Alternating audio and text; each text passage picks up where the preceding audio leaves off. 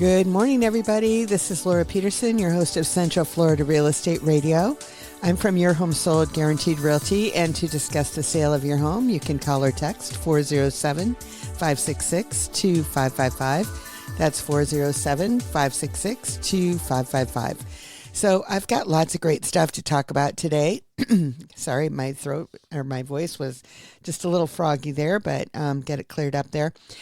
Anyway, in looking at the stats and everything, this week that we're talking about, and this goes till November 22nd, and I think that what happened this week is that actually some of the stuff that was going to happen at the end of the month actually happened a week early, because this week was obviously Thanksgiving week, and hopefully everybody had a great Thanksgiving with their families and friends.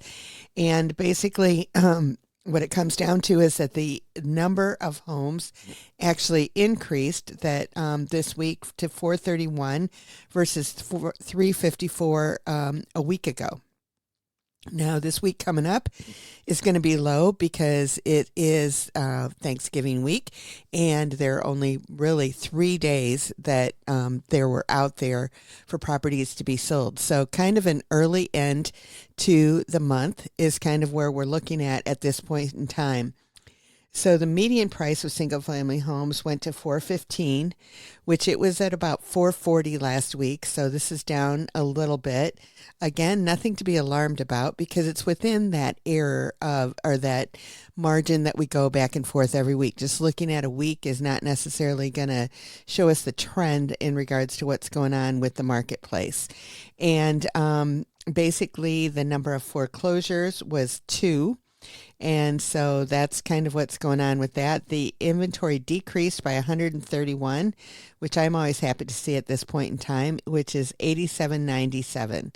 So looking at the full big picture in regards to what's going on and individually, because like I always say, real estate is local. So I'm going to go by different price ranges here. And if you're going to sell your home, you really want to look at the specific neighborhood, the specific school district, the specific zip code, all of those things to really narrow down in regards to what's going on.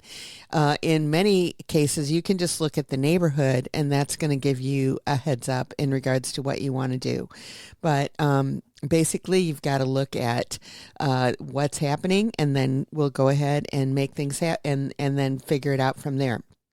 So of the 431, 43 were under 250, which is about 10%, which is right there a reason why the median price is down a little bit, because there were more that were sold under 250 this week. 36 between 250 and 300, 112 between 300 and 400, 87 between 400 and 500, 122 between 500 and a million, and 31 over a million. So basically, when we're looking at that, we're at 4.71 months of inventory based on the number of houses that sold this week.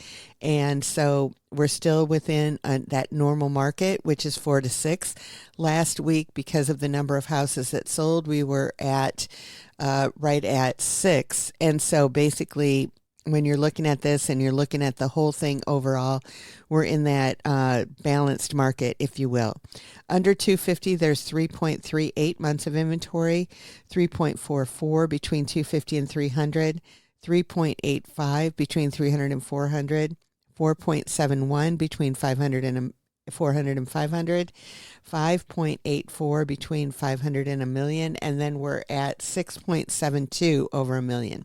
So in all categories, except for over a million, this week we're in that normal, and we're not even that far off on the over a million. Well, when we're looking at the list to ask price ratio, it's 96.46, which it's at 97 point whatever, all the way from 300 up to a million. And under 250 is at 93.77, and it's 96.9 when it comes to the over a million. So basically, the bottom line is that the reason that that is at 96.46 versus being at 97 or so, close to 98, like it has been all of up to here, is because the under 250 and the over a million, we have a few more of those this week than we have in the past. And so as a result of that, those are driving um, our overall percentage down. So perfect example of how you have to look at what's going on locally.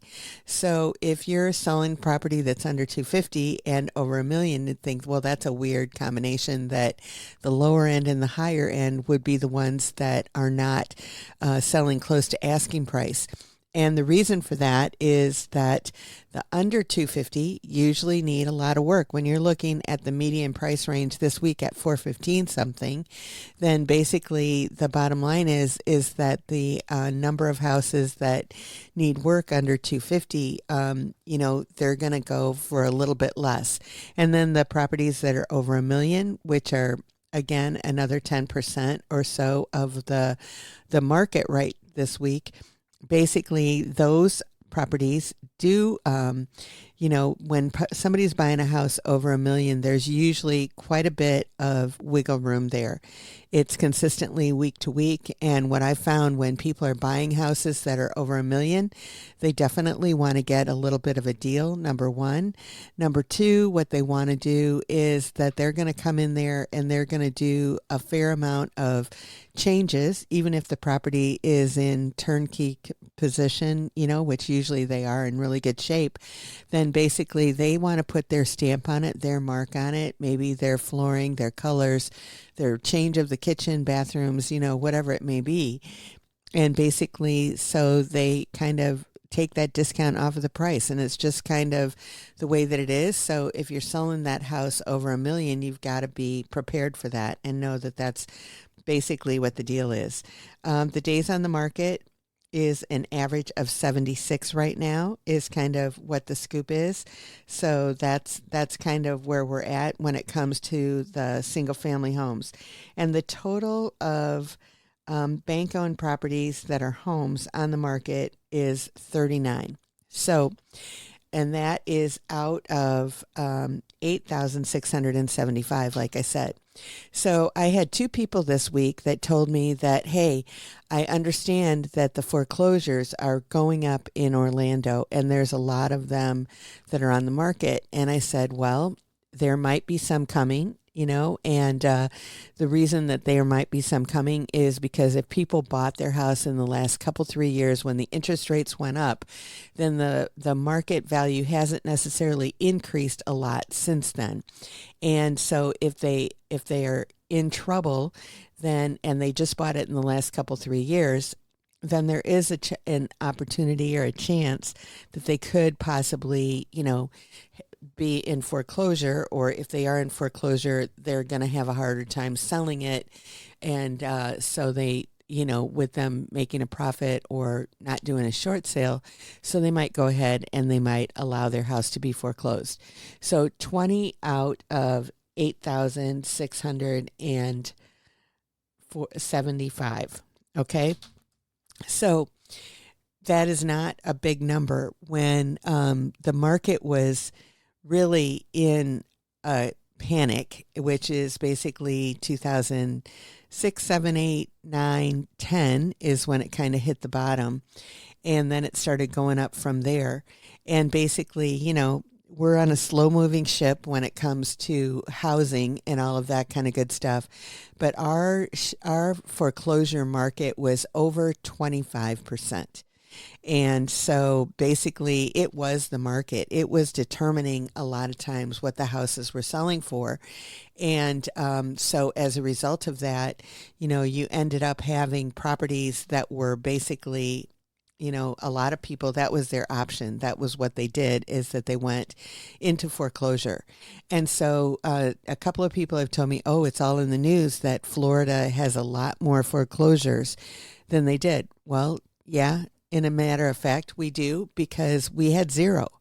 Because basically the bottom line is that up until the interest rate changed like 3 years ago, everybody who was selling who maybe got into trouble, they had equity, and maybe you're in that position today and you probably have equity. So basically, if you've got equity, you can go ahead and you can sell your house. You're going to walk away with some money and you can make the bank whole and there's no issue. And so you don't have to go into foreclosure in order to make that happen. And so basically, a well-educated person in looking at what your options are, I think it's best to actually do that so you can see where you are, and you just got to be ahead of it and figuring out what's happening and all of that kind of good stuff. So basically, I'll finish this in the next segment, but basically it's very interesting in regards to what people think and what actually is going on in the market. In order to get in touch with us, you can call or text 407-566-2555. You can find us online at centralfloridarealestateradio.com, and we'll see you after the break. Welcome back, everybody. I'm Laura Peterson, your host of Central Florida Real Estate Radio. I'm from Your Home Sold Guaranteed Realty, and to discuss the sale of your home, you can call or text 407-566-2555. That's 407-566-2555. So what I was talking about foreclosures, and it was in the news that our foreclosures are up like 60% or something like that. So I had a couple of people call me that are from out of town, and they're like, hey, I hear there's a lot of foreclosures and what's going on and that whole thing. And so I explained to them, I said, well, a couple of them said, hey, so if you find a great deal that's under 100,000, give me a call. And I'm like going, well, that's not exactly the case in regards to what's happening. There are 20 foreclosures and there were none. And so basically that's kind of what the bottom line is. Well, there's 39, of the 8,675. So when we're looking at those, 13 of those 39 are under 250. There's one between 250 and 300, 9 between 300 and 400, 6 between 400 and 500, 9 between 500 and $1 million, and there's one over $1 million. So what you can see, is basically that there are not a lot of foreclosures out there. So they went, this person that was looking, another person that was looking was between 600,000 and 700,000, and there are 9 properties out there. They want a specific neighborhood. They want a specific view at their backyard, all of that kind of good stuff. And you're not going to find that specifically in that foreclosure market. And so basically, you can take stats and you can look at them however you want to. And that's why I go into such detail with the stats here with you guys, so that you can understand and see exactly where you're at and what you're competing with when it comes to your own property and how it looks and what's going to happen. And so basically that's the bottom line about that. Now, looking at the condos, townhomes, and villas, there were 94 that sold this last week, from 88 the week before. The price is at 2.25, and that's down quite a bit. So this it's down 22%, which basically they were at about 275 last week. So this is down a little bit, but again, we're going to have to look and see if it's a trend or what's happening. And the inventory remains the same at 4371. So only 100, so that's 400, so 10% selling. So you can see already that we've got 10 months of inventory, 10.75 in the condos, townhomes, and villas.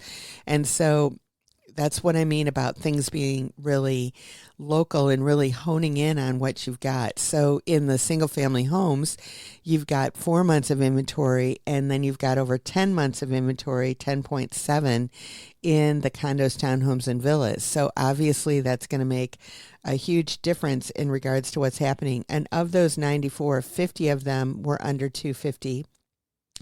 13, 250 to 300, 1 between 3 and 400, 19 between 4 and 500, 8 between 500 and a million, and 3 over a million this week. So basically, that's what happened. So last week we didn't have any over a million, so it was showing that we had, we couldn't figure out how many months of inventory we had with our 21 on the market. But it's showing like we only have 2 because 3 sold. Well, 3 is the biggest that I've seen in a week for a long time. And so basically with those 50, there's 7.95 under 250, still pretty hefty, but there's a lot more under 250 that sold this week. 250 to 300, we're at 12 months of inventory. With the one property that sold between 300 and 400, it is showing that we have 256 months of inventory. And so basically, when it comes down to it, that's not accurate. That'd be one of those stats that I could throw out there and you'd be like, oh my gosh, it's like, it's terrible. But last week we were at, 10 months of inventory. So we are at 10 to 15, months of inventory here, but not 256, which is what it's showing for the week. And so that's where I'm saying that this really demonstrates right there that you've got to look at the trend and not look at just one particular week in regards to what's going on. The days on the market is 96 on average. So that's kind of what's happening with condos, townhomes, and villas in regards to what's going on. Now, their list to ask price ratio, so you'd think that would be a lot less. It's at 96.01. We're at 93.9 under 250, same as the single family homes. And then we're in the 97s all the way across the board, except for when you get over to the, the price to list price ratio is off when it comes to the $1 million ones because they don't have that on my chart. So it says it's at 0%, which you bought $1 million houses for no money, I don't think is correct. So basically, again, when you're looking at the stats, they're important to look at from a trend standpoint and being ahead of the curve in regards to finding out what's going on in the market and then kind of going from there to figure out, what's happening and all of that kind of good stuff. And basically, when you're working in real estate, there's a lot of things that happen, a lot of things that change, and we're always looking to see what's the different best scenario in regards to making things happen and what we need to do in order to put your house at the forefront. So we're not going to be sitting there 10 months in order to get your house sold. That's not what we're after. We're going to make your house stand out. We have 16 systems that go into place once we put your house on the market in order to make sure that we're not in that situation where it's going to take that amount of time. And basically, my recent experience with condos is that when I put them through our system, I'm not having that result. And so, we're more like the single family homes kind of thing. I mean, we're a little bit more time sometimes than the others. I did put a townhouse under contract in 30 days, just recently. And so we're kind of looking at that. I've got a condo that I put under contract in 2 weeks, and that one was at $499. And so basically, when you're looking at it and everything, you've just got to make sure that you've got the right people that you're working with, because who you work with matters. And I'm not saying that everybody can use me because I might not have the capacity to handle all, 100 condos and all 500 houses that sold this week.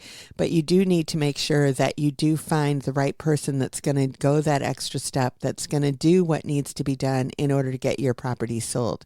And that's kind of what the bottom line is that we need to take those extra steps to make sure that what's happening is what we need to have happen. And that's what's most important, for you and your family, that you've got to make sure that you're using somebody that you feel confident is going to get what you need done, and that starts with our cash offer program. That we give you multiple cash offers, we give you multiple options in regards to what you can do to get your house sold, and so it makes it the best for you and your family all the way around. But in order to get in touch with us, you can call or text 407-566-2555. You can find us online at centralfloridarealestateradio.com, and we will see you after the break. Welcome back, everybody. I'm Laura Peterson, your host of Central Florida Real Estate Radio. I'm from Your Home Sold Guaranteed Realty. And to discuss the sale of your home, you can call or text 407-566-2555. That's 407-566-2555. So I wanted to talk a little bit today about the foreign national system that's out there. It's there's if someone comes in from another country and they want to buy a house, basically the bottom line is that when they come in, it's no different than an American buying the house.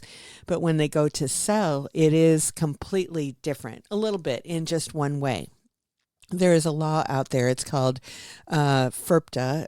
And it's, I'm not sure what it all stands for. I know it's foreign investment, something, I don't know what it stands for. I should probably know that. But basically, when a foreign national goes to sell the property, they need to have a FIRPTA accountant that actually goes ahead and files their tax return. Now, the situation with that is that if the property is under $300,000, then if there's someone that's coming in to purchase it that's going to live in it, that's a U.S. citizen and that kind of stuff, and they sign off that they'll handle the tax advantages, which I'm not 100% sure why anybody would want to do that, then they're exempt from it.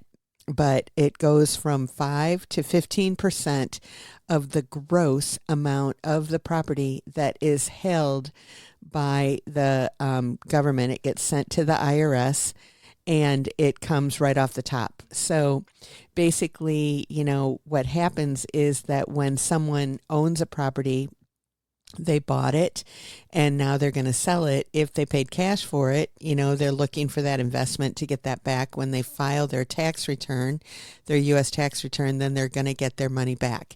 If provided that they don't own. So the whole reason for that existing, which makes sense, is that when someone sells a house from another country and then they leave the country, the IRS doesn't know whether they're going to get that money or not.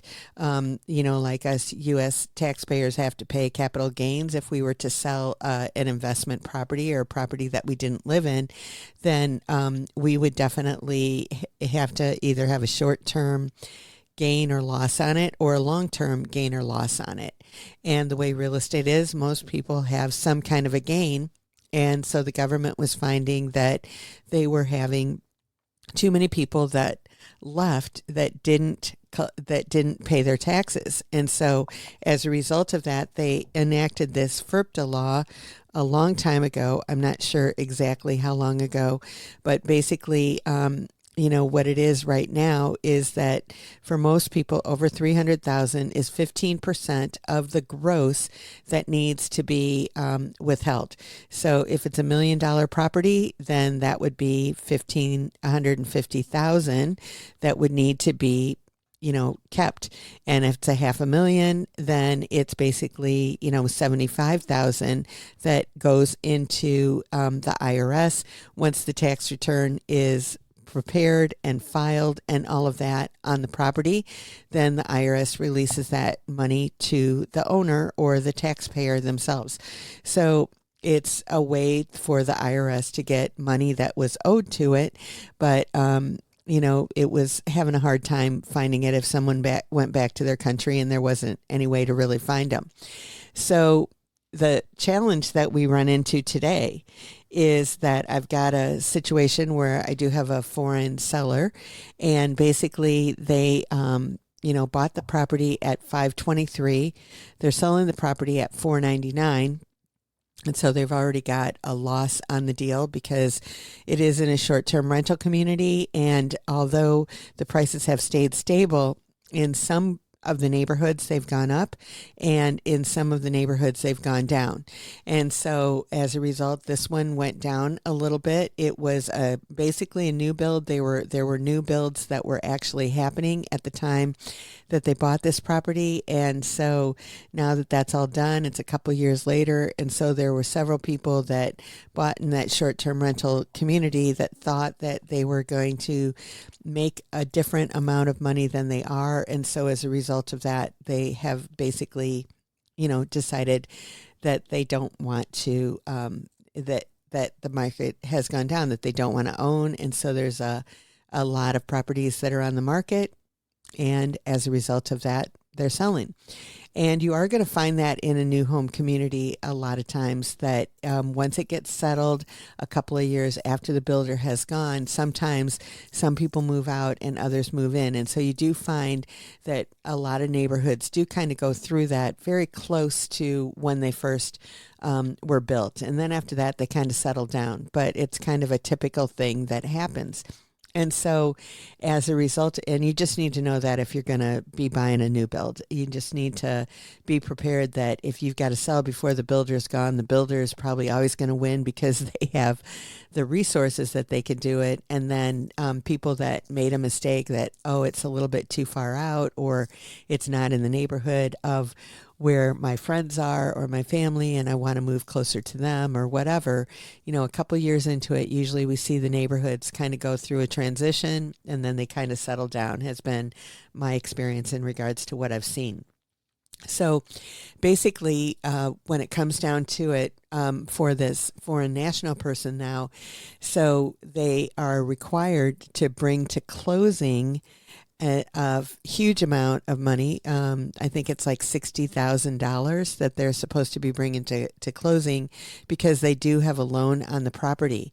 And so we're navigating through those waters, and we've got a few options in regards to what we're figuring out in regards to what can be done, because the seller does not have those additional funds that they can bring to the table.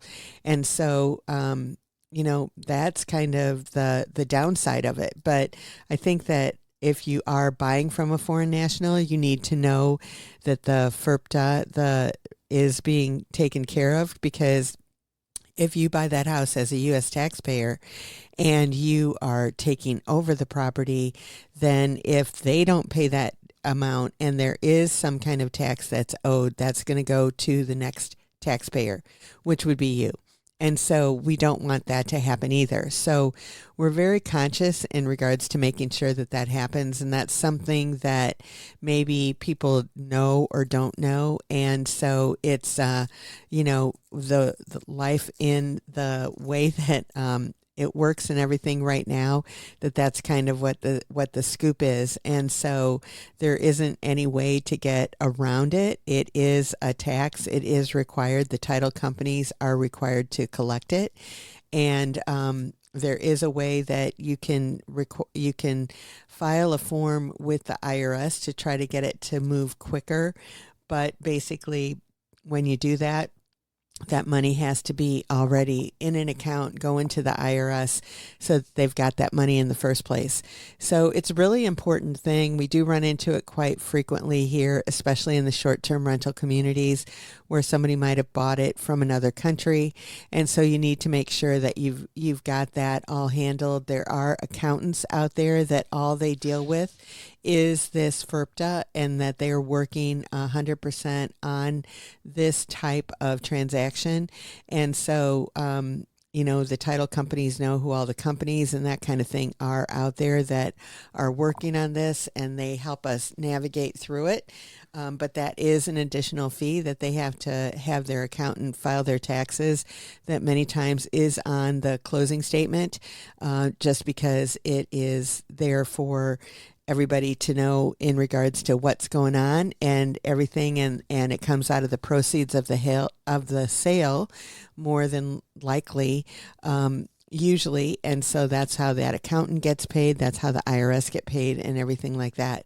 So it's interesting, in my opinion, to know that nobody can escape the taxes, which is what we know anyway. But that was kind of a loophole that probably existed years ago, and now they've got it cleared up.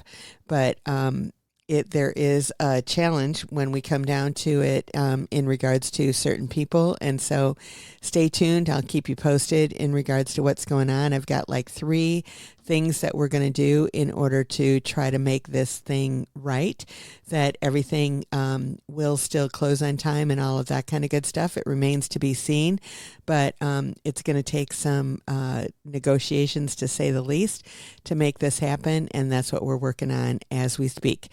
So in order to get in touch with us, you can call or text 407-566-2555. You can find us online at centralfloridarealestateradio.com, and we'll see you after the break. Welcome back, everybody. I'm Laura Peterson, your host of Central Florida Real Estate Radio. I'm from Your Home Sold Guaranteed Realty, and to discuss the sale of your home, you can call or text 407-566-2555. That's 407-566-2555.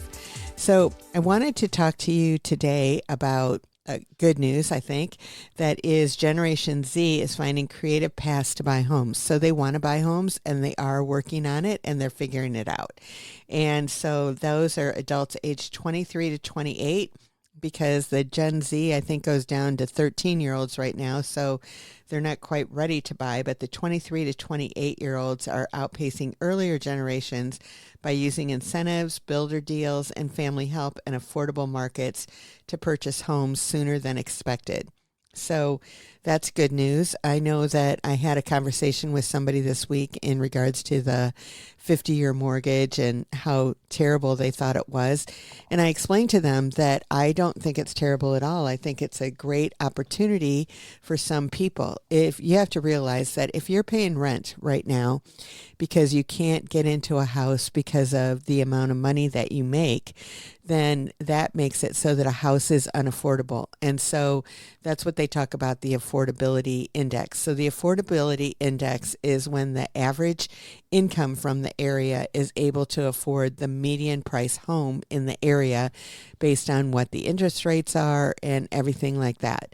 And so at this point in time, the affordability index is not in a good condition in our particular area, because the median price of a single family home, I think we talked about, was $415, and with the median income, which I'm not 100% sure, but I think it's about $75,000, those people can't afford that $400,000 house.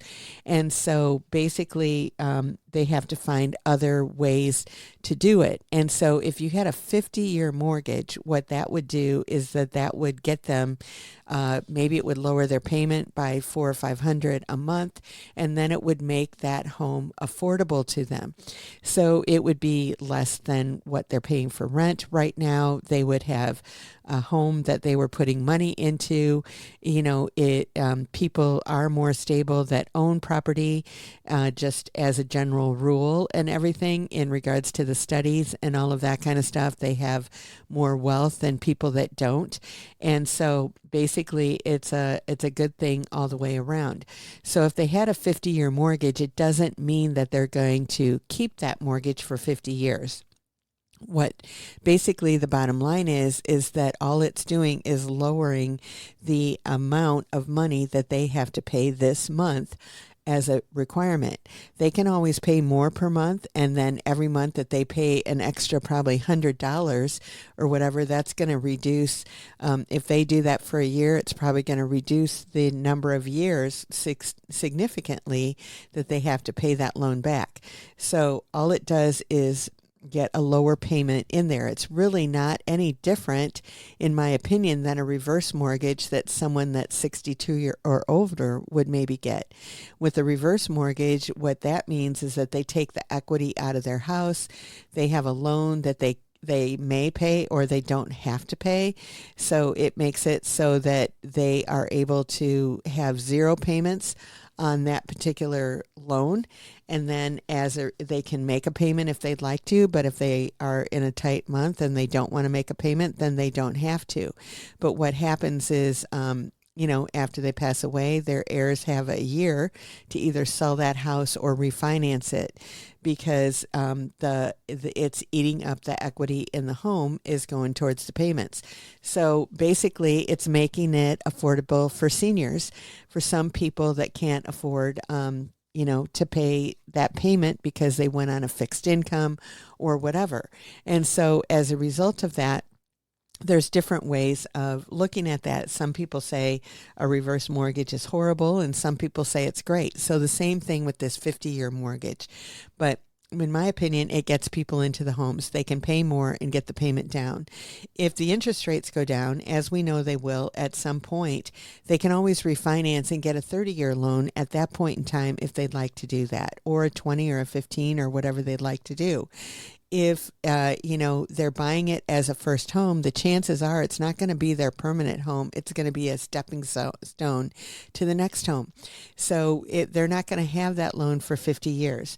What the bottom line is that what it's going to do, maybe some of them will, but for the most part, what people are going to do is they're going to have the ability to get into a place that they wouldn't have the ability to get into before. So one of the things that basically I started off with Generation Z, and what they're doing is they're getting up to speed on home financing incentives. So basically FHA loans, which require low down payments, as low as 3.5% and allow for a lower credit score, are out there. First-time home buyer grants that provide free cash for down payments and closing costs. And these are many times a loan that go on the property, but after 5 years, they're forgiven. So those kinds of things, those kinds of things are out there. And then they're taking advantage of builder incentives. So beyond federal, state, and local incentives, they're going straight to the source for discounts on their property purchase from home builders.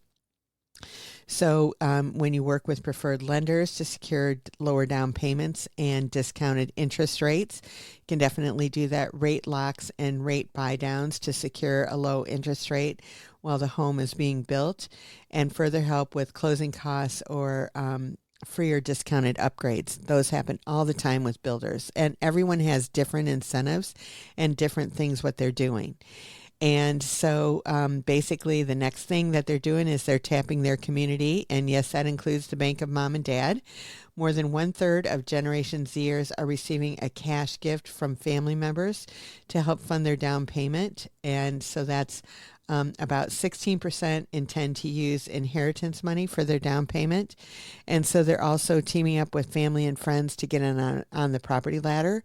Some are moving back in with their parents to save up for a down payment or arranging loans with family members, while others are co-buying with friends and siblings as first steps to build some home equity. I'm working with another gentleman right now who's he's actually just recently retired, and he's buying a townhouse down here, and basically, but he used some of he's got plenty of assets, but he used some of his life insurance cash value to buy a home for his son. And so then he ran that money through his bank account. So of course he's getting a loan on this property here because it's got a 3% assumable loan is why he's getting a loan. He doesn't need to for his own property, but at 3.3%, he was like, that just makes sense to do that. And so basically he's doing that. And then he ran this other deal through his checking account, and the bank had to source what was going on with it and all of that kind of good stuff, and making sure that he wasn't getting another loan in order to, to get that money. And of course he didn't. It was cash value of his life insurance policy, and we got all that resolved. But cash value in it was just a small portion of it. But basically, when it comes down to it, he actually was lending the money to his son. He has a mortgage with him, and he got the son a cheap interest rate from the bank of mom and dad, as it says. And so basically, that's another option. So another thing that they do is they're buying into the most affordable areas and that kind of stuff. And they're looking at the long game. And so that's where I was talking about like this 50-year mortgage that I haven't seen yet, but I think is a great idea in order to improve the affordability. And that's what we're looking for. And that's going to help the homeowners that are trying to sell. It's going to help the home buyers to be able to afford. And so it's a win-win situation all across the board and everything. And it gives people more options. And that's what I like to see.